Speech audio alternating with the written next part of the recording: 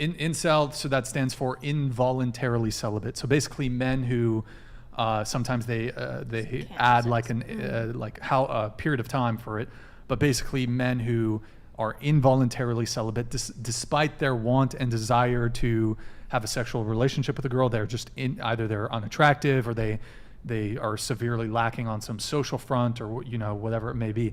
They cannot get sex.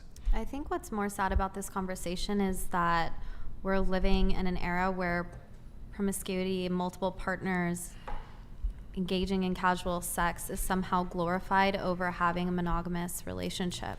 So I don't know about the women here. I feel like we've kind of been on this tangent for a little bit, but I'm genuinely curious, like, do each of you want to find a life partner, to find somebody that you can be vulnerable with, to give your love to mutually take care of each other? Well, I have a question for you. Yes. Do you think monogamy is like the right way, like the only way it should be? Like, do you not think non-monogamous relationships are okay? No, I don't think non-monogamous relationships are okay, and here's why. I think that in order to be fully vulnerable and to give yourself fully into your relationship, let's put it that way, it has to be with one person. And when you're in a monogamous relationship, it opens room for full sacrifice, full love, full giving of the other person. And it allows us, especially as women, to be fully vulnerable with our man, knowing that he's going to take care of us and that we don't have to put up this, protection over our hearts and over, us as individuals and our spirits. So I think that, yes, relationships need to be monogamous. And again, if we look at the satisfaction and the fulfillment that people get out of relationships, statistically, partners feel happier and more fulfilled when they're in monogamous relationships. And I'm not saying that... Is that a fact? It's a fact, actually. It was done by the American Family Study, I believe. But are we just going to gloss over our back and forth on the promiscuity thing? You never proved that. So you brought up a statistic that did not talk about... You brought up the singleness, okay? But you said... Well, Maddie, you're taking sides. No, I will say, okay, so I do agree. Okay, I do agree that women are more promiscuous, but the stats that you brought up are 63% of men are single. That doesn't mean they're not promiscuous. Right. Can I say something real Because quick? only single men can be promiscuous.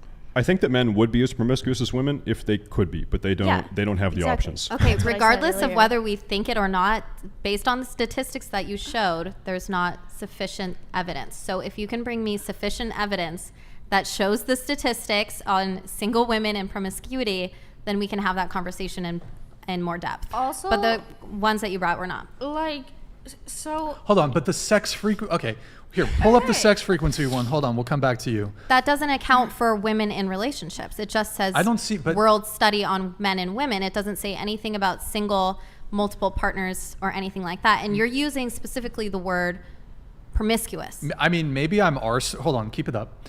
Maybe I'm R-slurred here, but I'm failing to see how your argument about whether, with what does promiscuous mean? With this specific I have a graph. perspective here.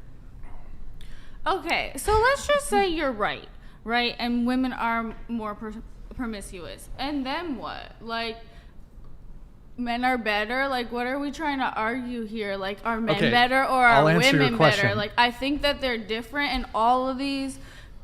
everything we're talking about is so situational. Like, this isn't like such a black and white issue. Like, are women worse or are men worse? Like, I feel it's like pitting them against each other more instead of like talking about like ways that we can try and understand each other. And like, it's okay for some people to have faults in certain ways and others in other ways. Thank you for saying that. we could like, instead of like arguing who's worse, that like then it what? Degrades women to say that women are more promiscuous than men. So it's not about who's better. But if you're going to make a statement, how's it degrading women if it's promiscuous? Just true? What does promiscuous mean? What is promiscuity? Promiscuity would essentially, my view of it would be if you engage in casual sex. Why does that have to be degrading? Promiscuity could the also way be, that he's you engage in casual sex, you have is multiple partners, et cetera, et cetera. Yeah. I think men are evolutionarily designed to be more promiscuous. Men have a higher sex drive. Men have a higher sex drive. However, men are less able to act on said, like it's much harder for men to secure sex than it is for women to secure sex. Is it because women can choose Why? who they sleep with, where men just sleep with anyone? But No, why it's is just it it's. harder standards? Let me. Or Okay, what? here. for men? Why do you think it's harder for men? Women sleep with who they want. Men sleep with who they can. Why do you think that is? Well, there's a biological basis. I think women are the sexual selectors, for example. But also women are more selective. Women are more picky. Like they have standards? It's because for 99. Yes, but Maybe some women are like that because they're worried about being seen as promiscuous or getting judged, so that leads them to be more picky. For all of human history, prior to advent of birth control in the 1970s, if a woman is having promiscuous sex, there's a very high chance that she'll get pregnant and she'll be tied down to a man that she might not even love. Her body will go through enormous changes for 9 months. She'll have to take care of a baby. She'll have to grow a fetus inside of her. That's why, biologically, female promiscuity is generally not a great thing. That's why women have evolved not to want to do that. They want to lock down one man. That's how women ought to behave, which is why generally if a woman is super promiscuous these days, it's like sort of counter to her biological nature. Promiscuity in general is just not a great thing. I agree with you But men totally. and women work hand in hand to create promiscuity. I think we can all agree, anyone culture. going out and being extremely promiscuous is not a good thing. Shut it down. 2024, no promiscuity. Shut it down. You wanna Get know married, what is a have good thing? kids, You get know, married, getting tie to the know knot, each say no to other, promiscuity 2024. Loving each other, being honest with each other, listening, Hell yeah. seeing Yep. other people's perspectives. That's a good thing. Okay, True. but so I can answer your thing about It's why not a competition, y'all. Okay, it's but not I the can- I men and can- women competition. I can answer your thing as to why we're having this discussion, and it stemmed from this idea that, well, men ought to be leaders, and it's men are to blame for the current state of affairs between the sexes.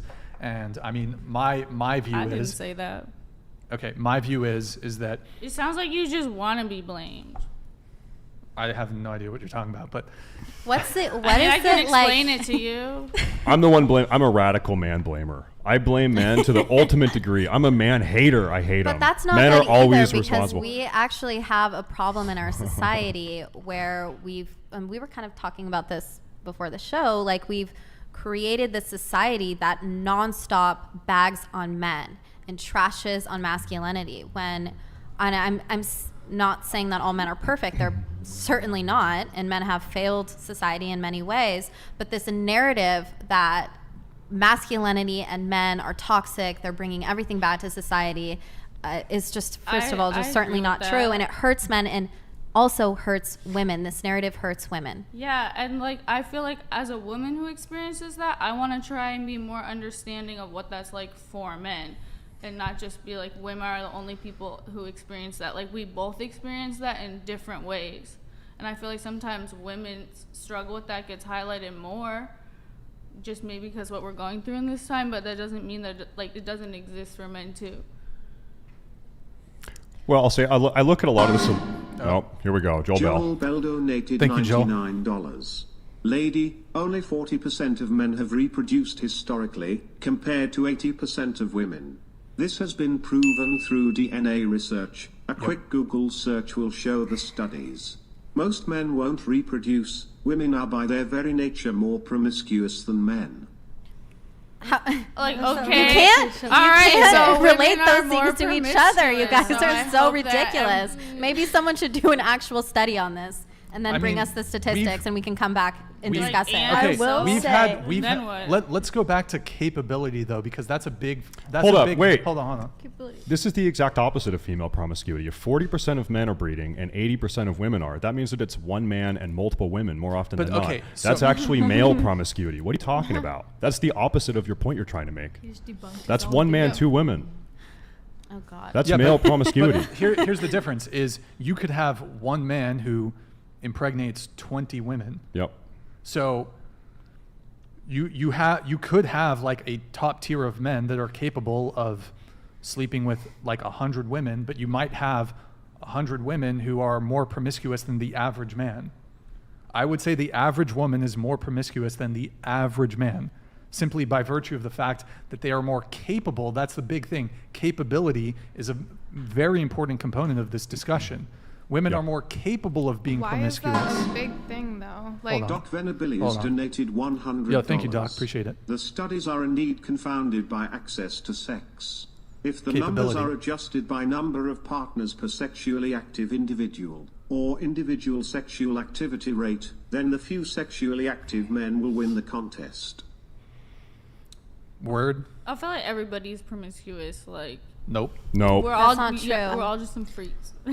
And also, Unfortunately, Even- that well, not unfortunately really. our society has created that narrative, though. Right. I'm just like generalizing here, but like I'm just saying like everybody is different. Like I'm just still confused where this argument is going of like. well, we're men are having a more- conversation about it. Yeah. Okay. So I think we never got a chance to answer the question though. Like, what do women want? Do you like if we did a survey of the women here? Would you want to be in a committed relationship where you felt you could be vulnerable and taken care of and that you could fully trust the other person? I feel like you could still do that in non-monogamous relationships. I actually feel like it's a lot easier to feel fulfilled and satisfied in non-monogamous relationships because you can go to you can go to multiple people for different needs. I mean, it's really hard when you expect like just one